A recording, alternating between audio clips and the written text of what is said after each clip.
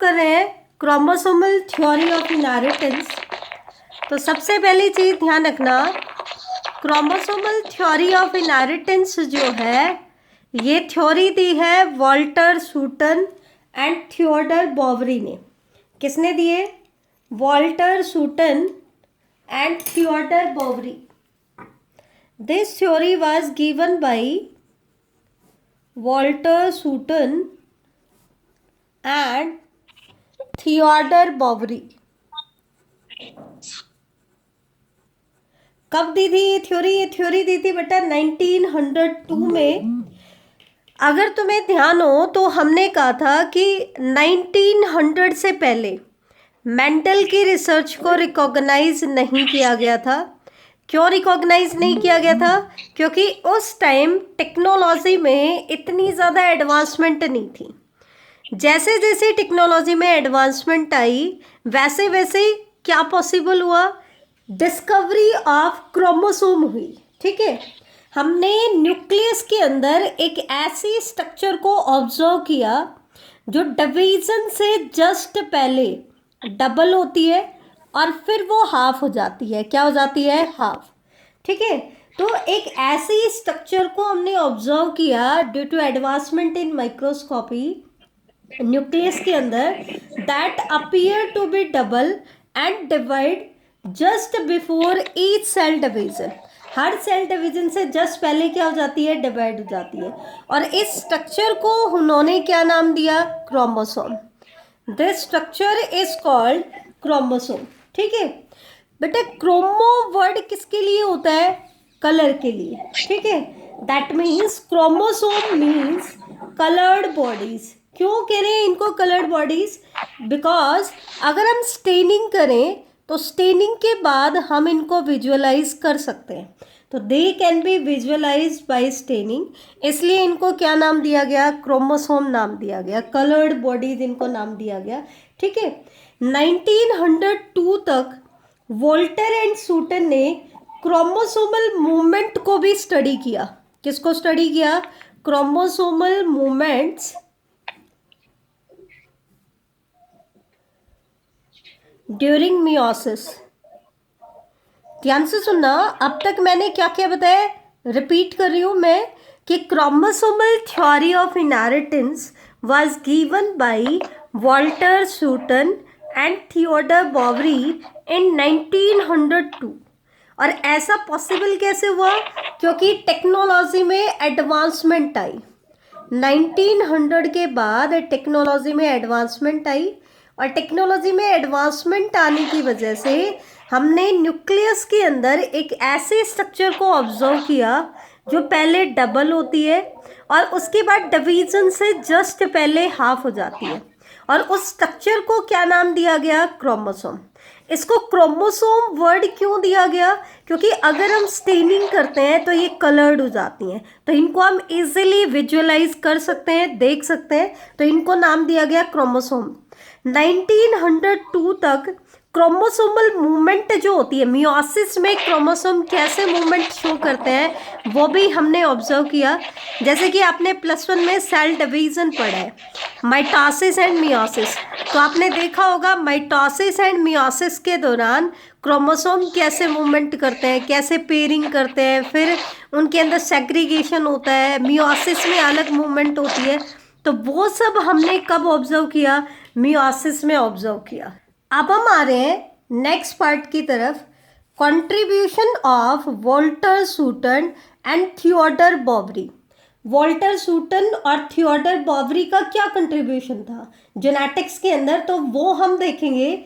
सबसे पहले उन्होंने क्या बताया? They noted that the behaviour of chromosome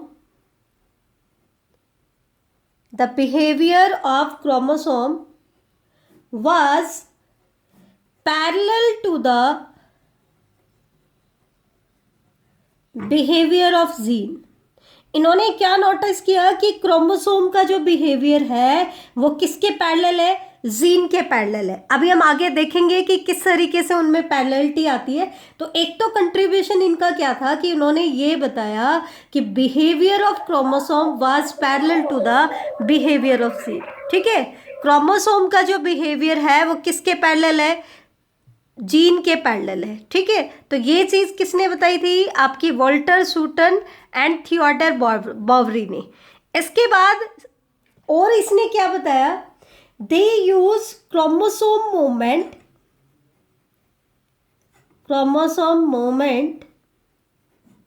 to explain Mendel's law. अब तक हम पढ़ के आए मेंडल्स के लॉ कि मेंडल्स ने इनहेरिटेंस के बारे में बताया। तो अब उन्होंने क्या किया, मेंडल्स के लॉ को एक्सप्लेन करने के लिए किसको यूज किया, क्रोमोसोम की मूवमेंट को। कि जो मेंडल ने इनहेरिटेंस पैटर्न बताया था वो बिल्कुल सही है, कि क्योंकि उसको हम यूनिवर्सली एप्लीकेबल मानते हैं। तो इन्होंने भी वैसा ही कहा कि जो इनहेरिटेंस पैटर्न होगा वो मेंडल्स के लॉ के अकॉर्डिंग ही था। और इन्होंने मेंडल्स के लॉ को एक्सप्लेन करने के लिए किसको यूज किया, क्रोमोसोम की मूवमेंट को। ठीक है, that means two alleles of a gene pair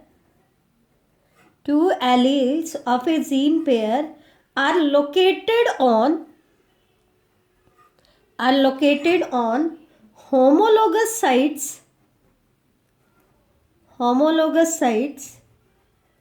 on homologous chromosome।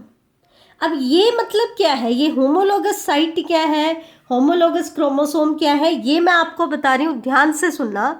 अगर कोई भी इंडिविजुअल डिप्लॉयड है, क्या है बेटा, डिप्लॉयड। ये थोड़ा सा टिपिकल है क्रोमोसोमल थ्योरी ऑफ इनहेरिटेंस, इसको ध्यान से सुनो बेटा। ये क्या कह रहा है, अगर कोई भी इंडिविजुअल डिप्लॉयड है तो हम क्या कहते हैं, डिप्लॉयड इंडिविजुअल में जितने भी क्रोमोसोम होंगे ना वो सारे के सारे पेयर में होते हैं। किस में होते हैं, पेयर में। अगर इंडिविजुअल हैप्लॉयड है तो उसके अंदर सारे क्रोमोसोम सिंगल प्रेजेंट होते हैं। जैसे अगर हम ह्यूमन की बात करें तो ह्यूमन में 23 पेयर है, मतलब सारे क्रोमोसोम पेयर में होते हैं। और 23 पेयर है, टोटल 46 क्रोमोसोम है। तो ये जो एक पेयर बनता है इसको हम कहते हैं होमोलोगस क्रोमोसोम का पेयर। इसमें होमोलोगस क्रोमोसोम का पेयर का मतलब क्या है कि जो जीन इस क्रोमोसोम पे लोकेटेड होंगे, सेम जीन आपको इसके पेयर में जो क्रोमोसोम है उसके ऊपर आपको लोकेटेड मिलेंगे। और दूसरी चीज क्या है, उन जीन की लोकेशन भी क्या होगी, सेम होगी। जैसे मान लो यहां पर मैं कह रही हूं कि प्लांट हाइट का जीन है, ठीक है, और अगर ये इसका होमोलोगस क्रोमोसोम है तो इसमें भी यहां पे क्या होगा बेटा, प्लांट हाइट का ही जीन होगा। एलील डिफर कर सकते हैं लेकिन जीन क्या होंगे, सेम होंगे, और उनकी लोकेशन भी सेम होगी। लोकस वर्ड हम किसके लिए यूज कर रहे हैं, जीन की लोकेशन के लिए, ध्यान रखना। तो ये क्या कह रहे हैं, the two alleles of a gene pair, जैसे हमने पी प्लांट में पढ़ा, जैसे हमने कह दिया कैपिटल टी स्मॉल टी। तो उसका कहने का मतलब क्या है कि ये जो दो एलील है एक जीन पेयर में, ये होमोलोगस क्रोमोसोम की होमोलोगस साइट पे लोकेटेड होंगे। दैट मीन्स अगर यहाँ पे कैपिटल टी एलील है तो स्मॉल टी एलील कहाँ होगा, सेम लोकस पे उसके होमोलोगस क्रोमोसोम पे होगा। लोकस सेम है तो उसको हम बोलेंगे होमोलोगस साइट। क्या बोलेंगे, ये आपका होमोलोगस क्रोमोसोम है किसका, इसका, और ये होमोलोगस है किसका, इसका। तो इसकी साइट जो सेम होती है, ये क्या कह रहे हैं, two alleles of a gene pair are located on homologous sites on homologous chromosome. एक चीज और ध्यान रखना, यहाँ पे एक चीज और क्लियर होनी चाहिए। मेंडल ने तो रिप्रेजेंट किया कैपिटल टी स्मॉल टी, उसने कहा एक कैपिटल टी एक क्रोमोसोम पे जिस लोकेशन पे है, दूसरा स्मॉल टी जो दूसरा एलील है प्लांट हाइट का, वो इसी के होमोलोगस क्रोमोसोम पे सेम साइट पे होगा। दैट मीन्स होमोलोगस साइट पे होगा। मान लो यहाँ पर सीड शेप का एलील यहाँ है तो दूसरा एलील कहाँ होगा, सेम साइट पे होमोलोगस क्रोमोसोम पे, ठीक है। तो एक चीज और ध्यान रखना, यहाँ कैपिटल टी एलील है तो एक ही क्रोमोसोम की जो दो क्रोमेटिड आर्म्स होती हैं they are called sister chromatid, और उनके ऊपर एलील भी सेम होते हैं। इसका मतलब यहाँ कैपिटल टी है तो यहाँ भी क्या होगा, कैपिटल टी। यहाँ स्मॉल टी है तो यहाँ भी क्या होगा, स्मॉल टी। लेकिन हमने बाकी होमोलोगस को मतलब इसमें जो दूसरे क्रोमेटिड के एलील है उनको हम रिप्रेजेंट नहीं कर रहे हैं, एक को ही रिप्रेजेंट कर रहे हैं, क्योंकि एक क्रोमोसोम भी वही इंफॉर्मेशन रख रहा है और उसका एक क्रोमेटिड जो है उसके पास भी सेम इंफॉर्मेशन है। ध्यान देना, हमने +1 में मियोसिस में पढ़ा, माइटोसिस में पढ़ा कि माइटोसिस में क्या होता है, क्रोमोसोम का सेग्रीगेशन होता है। तो सेग्रीगेशन होता है तो क्या होता है, इस क्रोमोसोम का एक क्रोमेटिड एक डॉटर में चला जाता है और दूसरा क्रोमेटिड दूसरी डॉटर में चला जाता है। तब हमने क्या कहा था वहाँ पे कि एक क्रोमेटिड एक क्रोमोसोम के बराबर है। ऐसा हमने क्यों कहा था, वो उसका आंसर आपके पास यहाँ है। अगर यहाँ कैपिटल टी एलील है तो इसके सिस्टर क्रोमेटिड पे भी कैपिटल टी एलील ही होगा। यहाँ कैपिटल आर है तो यहाँ कैपिटल आर ही होगा। और होमोलोगस क्रोमोसोम पे अगर यहाँ स्मॉल टी है तो उसके सिस्टर क्रोमेटिड पे भी यहाँ क्या होगा, स्मॉल टी ही होगा। इसलिए एक पूरे क्रोमोसोम के पास जो इन्फॉर्मेशन है वही इन्फॉर्मेशन उसके एक क्रोमेटिड के पास भी है। तो ये चीज़ ध्यान रखना, इस लाइन का मतलब ये था। अब हम आते हैं parallelism between gene and chromosome. तो एनसीईआरटी ने एक टेबल दी है और टेबल में एक तरफ लिख दिया ए और दूसरी तरफ लिख दिया बी कि ए और बी को आइडेंटिफाई करो कि इनमें से क्रोमोसोम को कौन रिप्रेजेंट कर रहा है और जीन को कौन रिप्रेजेंट कर रहा है। बेटा ध्यान देना, मेंडल ने जो टर्म फैक्टर यूज़ किया था, आगे जाकर के जोहानसन ने फैक्टर को ही जीन बोला था। तो दैट मीन्स हम वही इनहेरिटेंस पैटर्न की बात करें तो इन्होंने सूटन एंड बॉवरी ने क्या नोटिस किया था कि जीन के और क्रोमोसोम के पेयर में पैरेललिज्म है, इनके बिहेवियर में क्या है, पैरेललिज्म है। इसका मतलब जिस तरीके से मेंडल ने फैक्टर का इनहेरिटेंस बताया उसी तरीके से किसका इनहेरिटेंस भी होता है, क्रोमोसोम का भी। ठीक है, और ऐसा क्यों होता है, क्योंकि ये क्रोमोसोम एक्चुअल में किस पे लोकेटेड होते हैं, जीन पे ही लोकेटेड होते हैं। तो अगर क्रोमोसोम पेयर में है तो ये जीन भी किस में होंगे, पेयर में होंगे। तो पैरेललिज्म की बात कर रहे हैं, एक तरफ हम ले लेंगे क्रोमोसोम के पॉइंट और दूसरी तरफ हम ले लेंगे जीन का पॉइंट। ये एक इंपॉर्टेंट क्वेश्चंस में आता है, कई बार एग्जामिनर पूछ लेता है what is the parallelism between gene and chromosome. Gene and chromosome में क्या पैरेललिज्म है, क्या समानता है दोनों के अंदर। तो पहला पॉइंट कॉमन इनमें क्या आता है, क्रोमोसोम भी पेयर में होते हैं, अकर इन पेयर, और जीन भी किस में होते हैं, पेयर में होते हैं। तो कॉमन पॉइंट हो गया दोनों में कि chromosome occur in pair, similarly gene also occur in pair. Second point क्या आ जाता है common, they segregate at the time of gamete formation. Chromosome भी क्या होते हैं, गैमीट फॉर्मेशन के टाइम पर सेग्रीगेट हो जाते हैं। जैसा कि हमने कहा पेरेंट अगर 2n है, डिप्लॉयड है, तो गैमीट्स कैसे हो जाएंगे, haploid.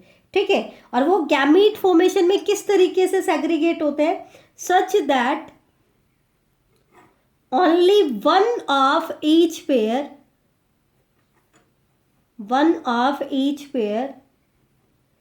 Is transmitted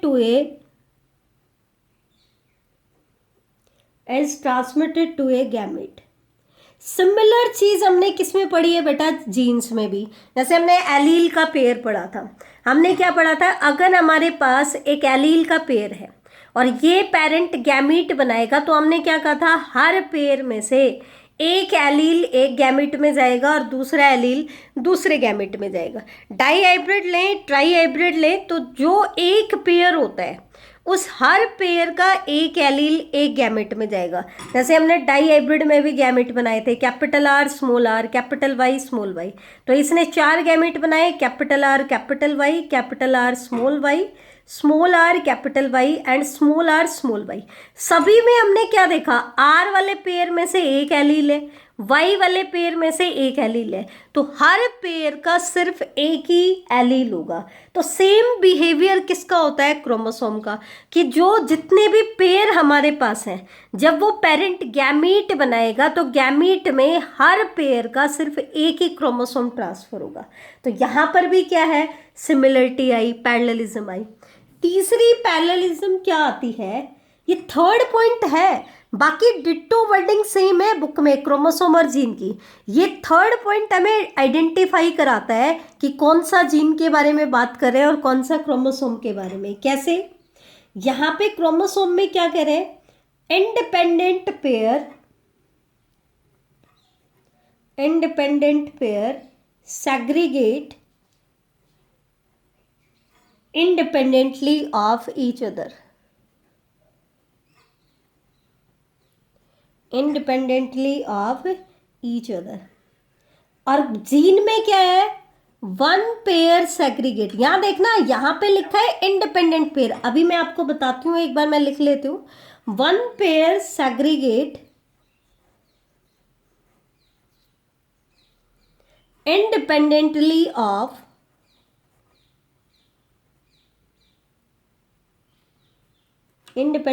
of each other। अब ये क्या कहना चाह रहा है बेटा, ध्यान से सुनना। जैसे हम ह्यूमन के केस में बात करें, 23 पेयर ऑफ क्रोमोसोम है। कितने पेयर ऑफ क्रोमोसोम है, 23 पेयर ऑफ क्रोमोसोम। तो यहाँ पे तो क्या होता है, हर पेयर इंडिपेंडेंट है, उसका दूसरे पेयर ऑफ क्रोमोसोम के सेग्रीगेशन से कोई लेना देना नहीं है। तो इसका मतलब ये क्रोमोसोम के पेयर क्या हो जाते हैं, इंडिपेंडेंट पेयर हो जाते हैं।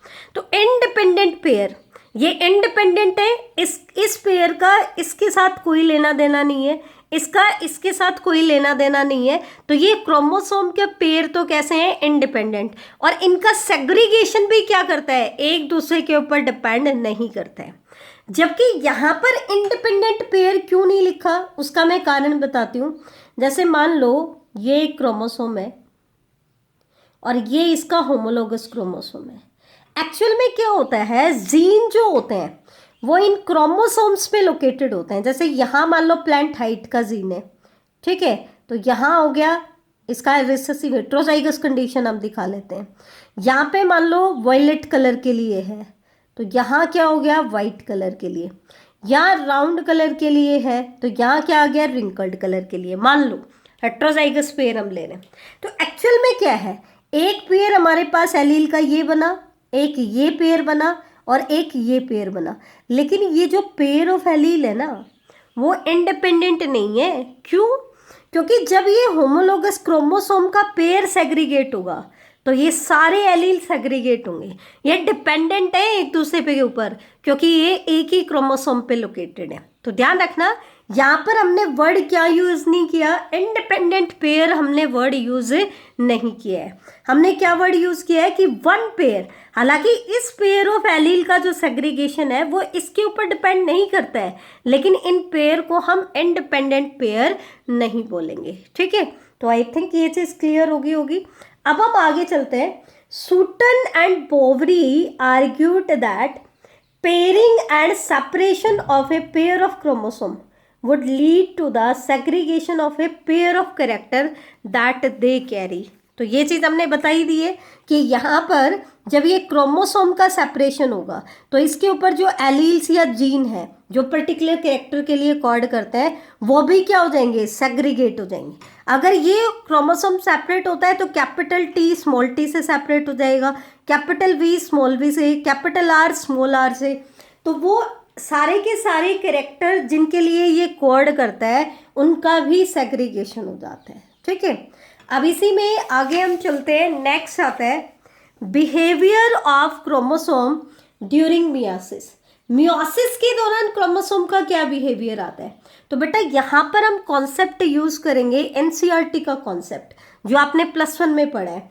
+1 में आपने पढ़ा है कि माइटोसिस या मियोसिस जो भी है वो कैसे कंप्लीट होता है। एक तो होता है इंटरफेज और एक होता है एम फेज। तो एम फेज में हम सेपरेटली कैटेगराइज कर लेते हैं, एक तरफ माइटोसिस और एक तरफ मियोसिस। ये आपको यहाँ नहीं करना है, लेकिन यहाँ वाला पॉइंट समझने के लिए आपको वो कॉन्सेप्ट पता होना चाहिए। एंटर फेज में हमने क्या पढ़ा था? G1 phase, S phase and G2 phase, याद होगा आपको। तो G1 फेज क्या है? First growth phase. S phase क्या है? Synthetic phase. G2 क्या है? Second growth phase. तो हमने S फेज में क्या पढ़ा था पॉइंट? रेप्लिकेशन ऑफ क्रोमोसोम, कि रेप्लिकेशन ऑफ क्रोमोसोम कौन से फेज में होता है? एस फेज में होता है, ये हमने पढ़ा। तो रेप्लिकेशन ऑफ क्रोमोसोम जब हमने पढ़ा था तब हमने कहा था कि डीएनए कंटेंट तो डबल हो जाएगा। अगर 2C कंटेंट हमारे पास है तो वो क्या हो जाएगा? 4C। लेकिन क्रोमोसोम नंबर क्या रहता है? सेम रहता है। क्यों? क्योंकि जब पिछला माइटोसिस होने के बाद G1 फेज में सेल ने एंटर किया तो हमारे पास पूरे पूरे क्रोमोसोम्स नहीं है, उन क्रोमोसोम्स का सिर्फ एक एक क्रोमेटिड है।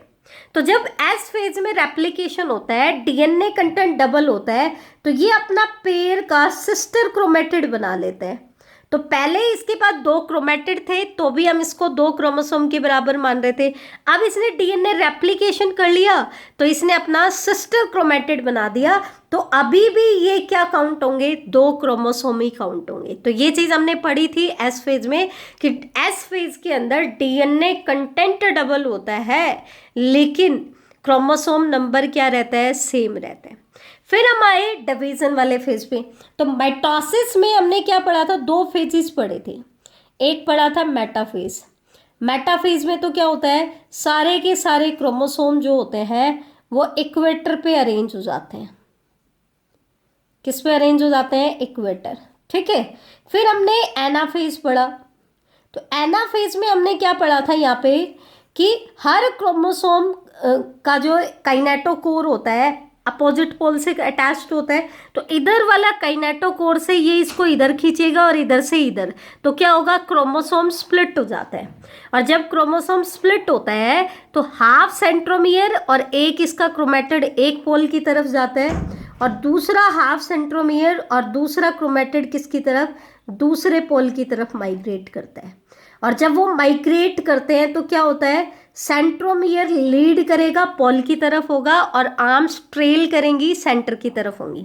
तो इसका मतलब एनाफेज में क्या हो गया? सेग्रीगेशन ऑफ क्रोमेटिड हुआ है माइटोसिस में। तो जबकि मियोसिस में हमने क्या पढ़ा? एक होता है मियोसिस फर्स्ट। तो मियोसिस फर्स्ट के मेटाफेज में तो क्या हुआ? इक्वेटर पे होमोलोगस क्रोमोसोम का पेयर अरेंज होता है। इक्वेटर पे क्या अरेंज होता है? होमोलोगस क्रोमोसोम का पेयर होता है, जो कि यहाँ पर पेयर ऑफ होमोलोगस क्रोमोसोम बनते हैं। तो इसमें तो क्या होता है? जब एनाफेज फर्स्ट आता है तो क्या होता है? सेग्रीगेशन ऑफ क्रोमोसोम होता है।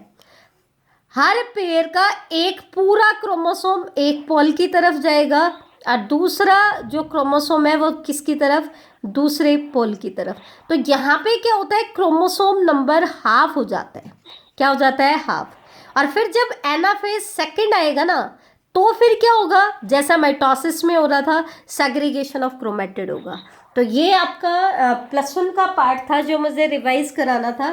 अब मैं बात करूंगी यहाँ की behaviour of chromosome during meiosis. ठीक है, तो इसकी मैं बात कर रही हूँ। अब ध्यान से इसको ऑब्जर्व करना। डायग्राम मैं आपको दिखाऊंगी। ये देखो, ये मैंने डायग्राम बनाया है meiosis and germ cell formation in a cell with 4 chromosome. 4 ही क्रोमोसोम हमने दिखाए।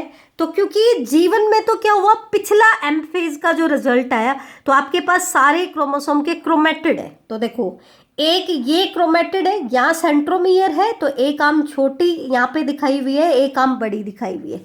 जैसे ही ये आपका क्रोमोसोम हो गया, ठीक है, तो इसमें एक आर्म छोटी दिखा दी और एक क्या दिखा दी? बड़ी दिखा दी। ये दिखाया। तो देखो, हमारे पास 4 क्रोमेटिड है, लेकिन चारों मैंने अलग अलग कलर से दिखाए। ठीक है, ये येलो, रेड, ऑरेंज और ग्रीन।